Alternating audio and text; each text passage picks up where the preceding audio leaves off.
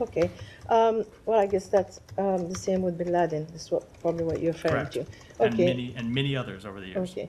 The secretary has been to the region 9 times. Can you tell us what went wrong in his understanding or in the party's understanding of why this agreement could not be reached?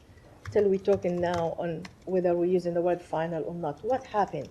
So I don't think there's anything that happened. As the secretary said when he was there, Israel had agreed to the bridging proposal. We still need Hamas to agree to the bridging proposal. But as I said, I think in response to Humaira's question, maybe it was Matt's, the bridging proposal wasn't the end of the road. As he made clear when he was there were a number of implementing details that we needed to reach agreement on to ensure that the parties would adhere to their commitments under the bridging proposal. And we continue to work to get agreement on all those and ultimately to put a proposal forward that we hope can bring the parties to agreement.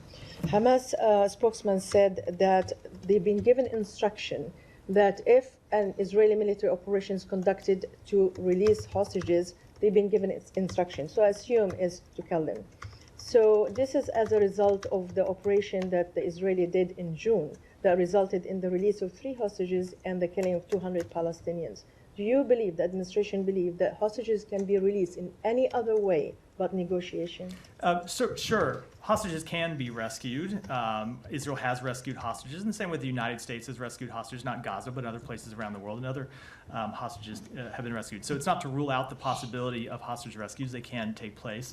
But we have always been clear that it would not be possible to rescue all of the hostages, both because of Hamas's depravity and because just the sheer task of trying to find those hostages and successfully rescue them would prove something that would be too much for Israel, for any country. So we have always been clear that the path to bringing those hostages home and reuniting them with their families was at the negotiating table, not just by rescuing them. I also can't let the moment to pass just to comment on that reported order from Hamas. Sometimes we talk about the negotiations between Israel and Hamas and talk about them as two, and people think about them as two equal parties.